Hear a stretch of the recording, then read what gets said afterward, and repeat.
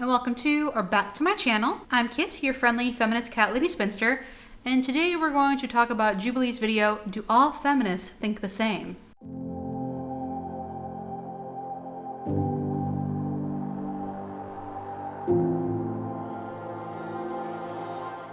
So back in January, Jubilee posted one of their Spectrum videos asking if all feminists think the same.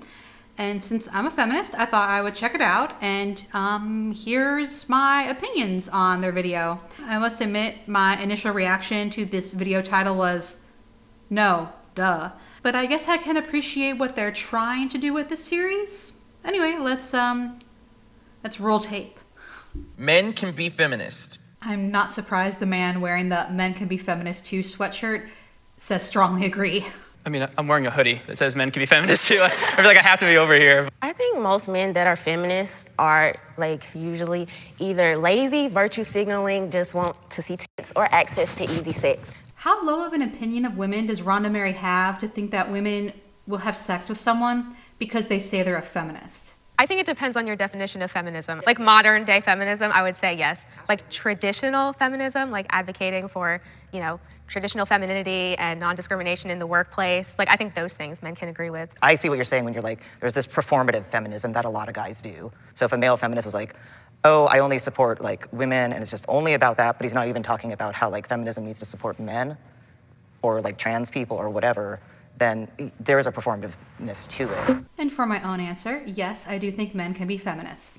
White feminist voices are too loud. I somewhat agree, that white feminist voices are too loud, but then I think that they've become really good at using black women or black faces when they want to, push their movement further. I agree that it's probably not balanced, and I think it probably needs to be more equal. I guess the reason why I somewhat disagree is just because I'm hesitant to say that anyone speaking up for their views is too loud. I think that's fine, and I can definitely see what you're saying. I just hate when some of these movements use black women when it's convenient for them. There's no discussion about the Latinas, immigrant, how they're getting treated on the feminist movement. It's always about either the pro-choice side or something else that is more interesting to white. When you think of feminism, you usually think of a white lady. And I think that's still perpetuated, even though there'd be a lot of black women behind the scenes doing a lot of the heavy lifting, and often are in a lot of civil rights movements. White women have certain rights they need through feminism as other people, but they're just always taken more seriously by everyone. I agree. As Leon says, when you think of feminism, you think of a white woman, and that still holds true today. And I don't think you can really be too loud when talking about equal rights and anything like that, but I do think it's important to have other voices joining the discussion. And for a long time now, white women have been dominating that discussion, and it wouldn't hurt us to take a step back and have those other voices speak without interruption. I'll read off a list of public figures, and you'll go to your left if you believe the person to be a feminist, or the right if you don't think they're a feminist. Okay, this part I really don't understand. Why are we judging if someone is feminist or not? Kim Kardashian. I wouldn't say that she isn't a feminist. I don't think that's her number one thing. She went from doing her show and the whole sex scandal thing to now she's working in law and civil rights, and she's done the whole family thing. Ultimately, I think that Kim Kardashian is a woman that has done what she's wanted to do. Amy Coney Barrett. Amy Coney Barrett, in my opinion, is the epitome of a feminist. She's literally a Supreme Court justice in the highest court of the land, and she totally disproves the narrative that women have to choose between having a career and a family. I don't really agree with her a lot on her political stances, but I think more so as just being a role model for women to be on a level of the Supreme Court where it's primarily dominated by men. J.K. Rowling. 3 years ago, I would have said yes, and there's still a lot of reasons I would. She was a single mom, she wrote all the books, she became a billionaire.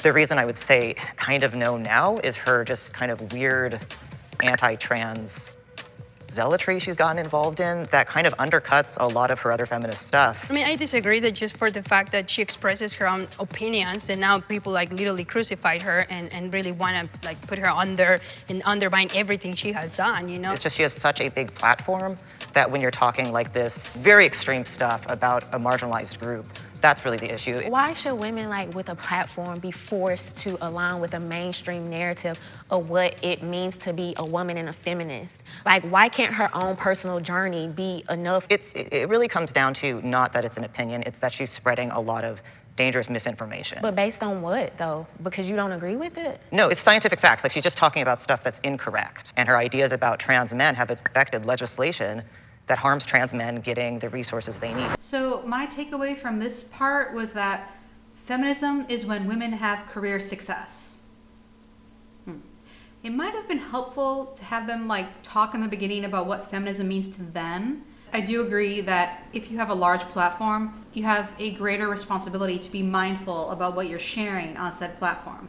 Because rightly or wrongly, there are people who will listen more to people they like than to experts. Trans women are women. I think we're all just positioned here based on our political beliefs, and as for how we see the LGBTQ. I mean, I think it's also split between, all the men are on that side and all the women are on this side. I know, being a woman, that there are certain things that we have to deal with as women that people who are not, biologically women don't have to deal with. I mean, we have to deal with having our periods and go through that really awkward stage when we're 13, and people who are, trans women don't have to go through that. I wouldn't say I'm a woman just because I get periods. Trans women live their entire lives as women. They don't turn it off. It's not something that they're turning off, and then to come up to them and say, oh yeah, I see you're doing this, but you're not a woman. It's kind of insulting. How do you live your life as a woman? Because every single time somebody says that, they name the most stereotypical things. It's like putting on a dress, putting on makeup. It's biological. I was born a woman. I can't be a man. So I can't be a man no matter how much I try. I can't be you. And it's just, chromosomes and that's it? Are the differences just chromosomes, just having children? That's so hurtful and discriminatory against women, because femininity and womanhood is so much more than just, getting dressed up and putting on makeup and just the way I feel. It's who I am on a biological level. Right, so for you, it is the ability to create life, and that's basically what makes you a woman.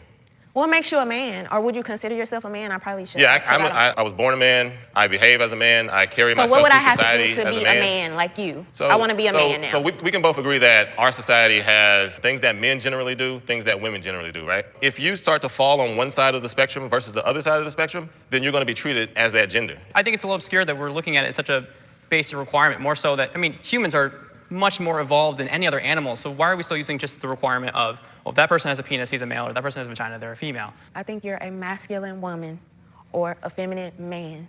That doesn't make you that gender. And to try to deny just basic biological facts, we all learn this in high school. Let's stop acting like it's something new and different now because it's the hip thing to say. I think there's a lot of conflating of being female versus being a woman. Being female is chromosomal, it's what you're born as.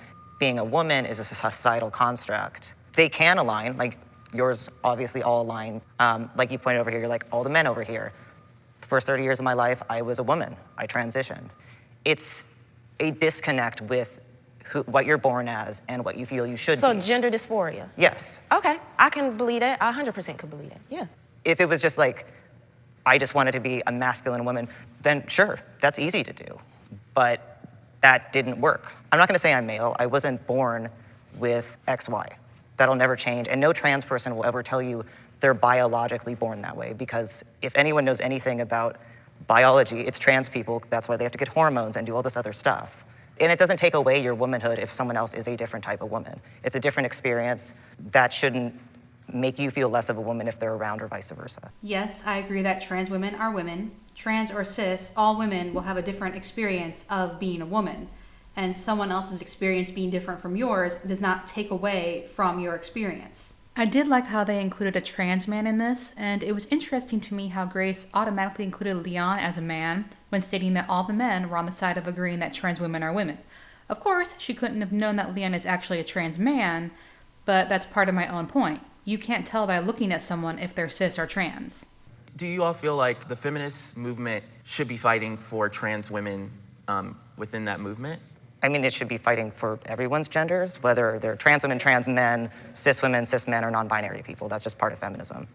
I don't think so. I think it defeats the entire movement. I tried to find out what Rhonda Mary thinks the feminist movement is about, but all I can really tell you is that she's a freedom advocate who's anti-choice and very pro-gun.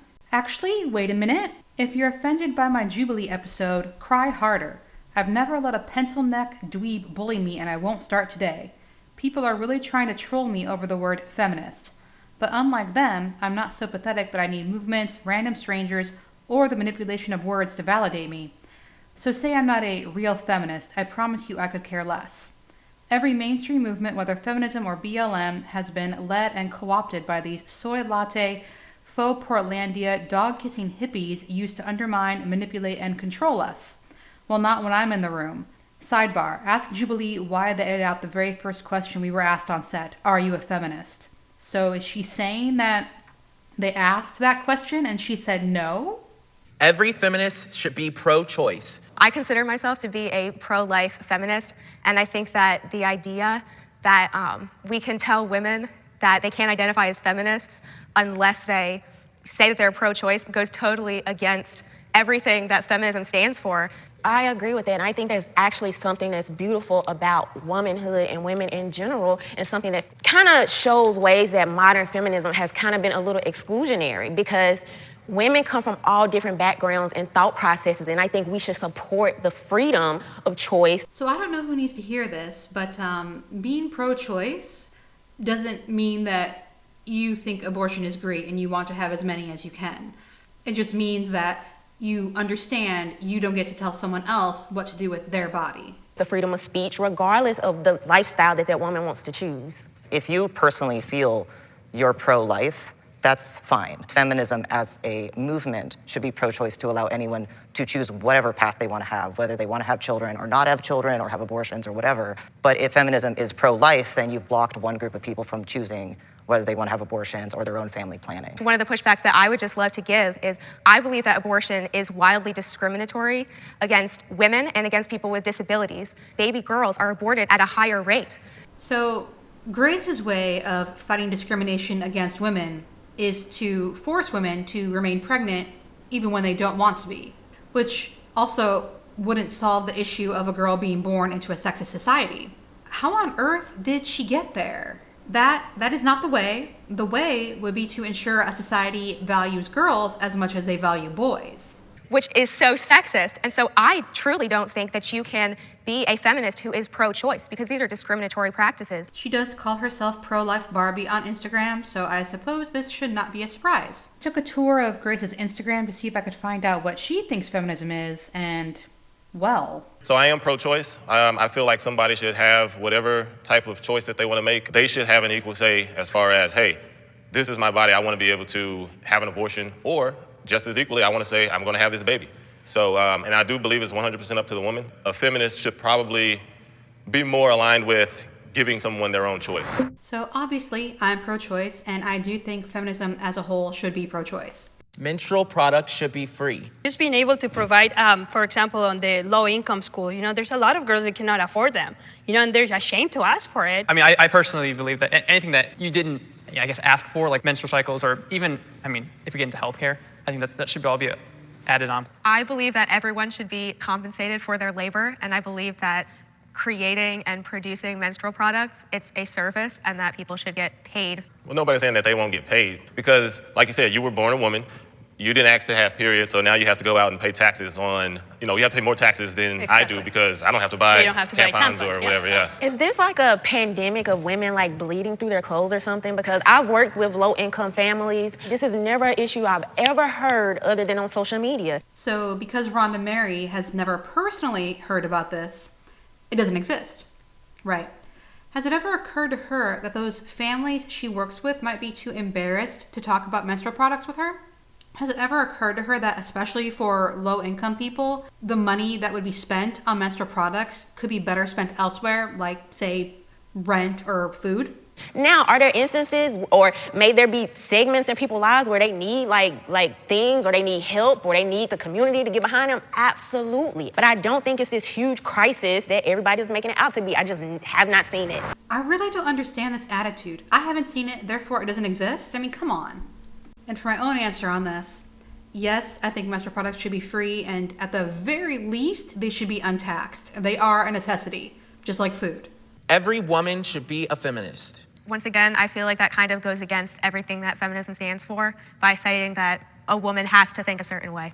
every woman should be a feminist instead of every woman has to be a feminist. It's kind of why I went to the strongly agree. Yes, you should be a feminist if you're a woman because you should want equal rights. Going back, I think people have really misinterpreted the word feminism, but most women should be feminist, but they are. I think to me they are. I don't know any woman that it's not a feminist. They don't call themselves that because of the extreme feminism. Like, for example, I like to serve my husband. That's something I like. That doesn't make me not a feminist. That's who I am. He likes to do other things, like change my tires. I will never do that. That doesn't mean I'm not a feminist, So I agree that all women should be feminists, and I also think that most women are. They just don't use the label for whatever reason. I thought this video would be a nice light one, but the more I look, yikes. Mira is a Planned Parenthood whistleblower turned pro-life advocate. Rhonda Mary says Jubilee blindsided her by making it all about trans issues, though there were only 2 questions that talked about being trans. And in a different post, she made it sound as though Jubilee asked if they were feminists, and her answer was not yes. She also thanked Kevin Samuels for reviewing the video. What the hell, Jubilee? For the Do All Feminists Think Alike, you had 3 feminist men come on and 3 conservative women? Are you eating my hair? Anyway, so before Ellie eats all the hair off my scalp, I guess I will end the video here. Hope you enjoyed the video. Have a great day. I will see you next week. Bye!